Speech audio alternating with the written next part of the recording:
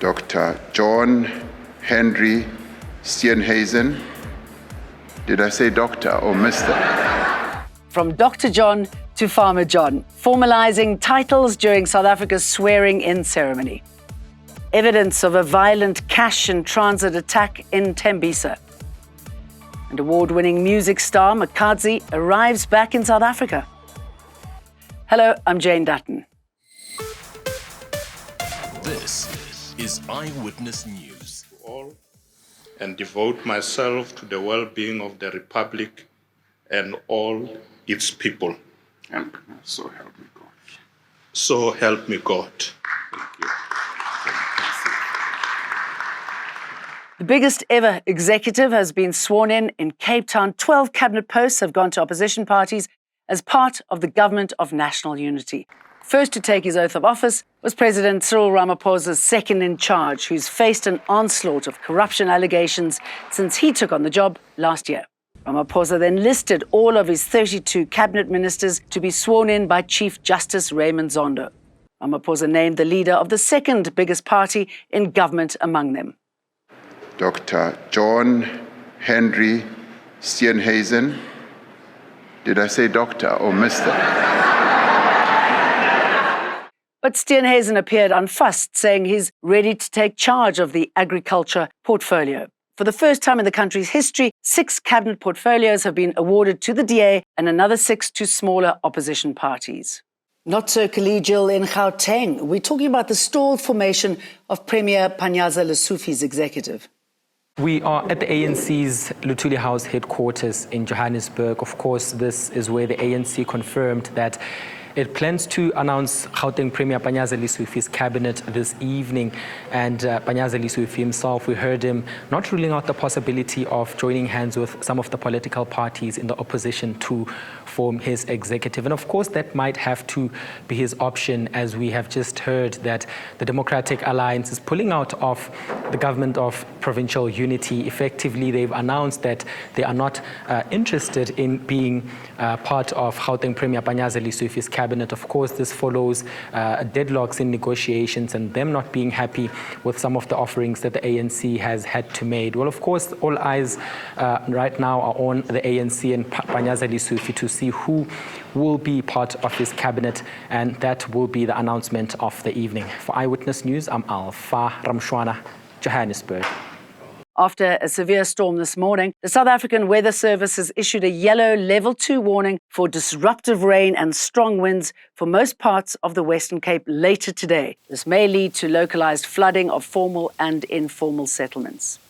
We remind residents to please ensure to clear out drainage systems, raise the floor level of a structure so that it is higher than the natural ground level, to raise furniture and bricks to clear from the floor to limit water damage, make sandbags, dig trenches around the house to divert water away from the house, to waterproof their roofs, to clear gutters and remove dead tree branches, and also to report blocked drains, intakes and illegal dumping. Some good news on this auspicious day. A significant drop in the petrol prices expected to come into effect from midnight. Unleaded petrol will decrease by 99 cents per litre, while leaded petrol will drop by R1.05 per litre. Diesel is expected to decrease by 30 cents per litre, followed by paraffin dropping by 0.18 cents. The current drop in petrol prices is influenced by the price of Brent crude oil dropping from $82.98 per barrel to $82.24 per barrel. The remnants of a cash and transit heist were strewn across the main road in Tembisa, Gauteng this morning. The residents of Liliba in Esalen Park have spent the day in conversation about the cash and transit heist that brought Link Street to a complete standstill. This man, who didn't want to be named, says it was the loud explosive sound that got him out of his house. I don't know, maybe Baboma garage can die, Baboma Street. I thought they were bombing the garage, only to find the men driving away. People were trying to gather whatever money they could. We were already late. If we arrived as they were bombing, we would have tried too. The people of Esalen Park say Link Road, which is narrow and leads to the R21 highway, is a popular spot for such heists. Eyewitness News in Tembisa. The Commission of Inquiry into the Usundiso building fire has begun its investigations looking into the scourge of hijacked and abandoned buildings. Commissioners have begun their 5-day inspections at buildings suspected of being hijacked or abandoned. The first one was about finding the causes behind the Usundiso fire, which killed 77 people. So behind me is one of the suspected abandoned or hijacked buildings that the Commission of Inquiry into the Usundiso building has been inspecting today. Now, you remember that the Commission of Inquiry was divided into two parts. The first part, which has been completed, was to find out what caused the fire at the Usundiso building, which killed 77 people. The second part, which began today, is to find what is causing the scourge of abandoned and hijacked buildings in Johannesburg.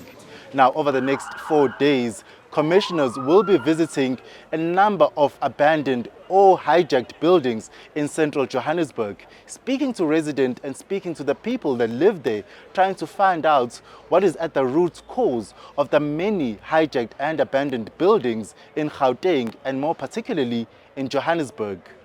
Tembisa Goba, Eyewitness News, Johannesburg. Athletics South Africa has paid a warm tribute to former world African and South African high jump champion Jaques Freitag. A search and rescue team found the 42-year-old shot dead in a field near Zandfontein Cemetery in Pretoria on Monday afternoon. Freitag was reportedly last seen on the 17th of June at his mother's house in Bronkhorstspruit. On the 5th of March 2005, I remember in Westwarrant, he cleared 238 meters. That was a national record. He was a 4-time SA champ in a high jump. In 2000, he won gold at the World Junior Champs that were held in Santiago, Chile.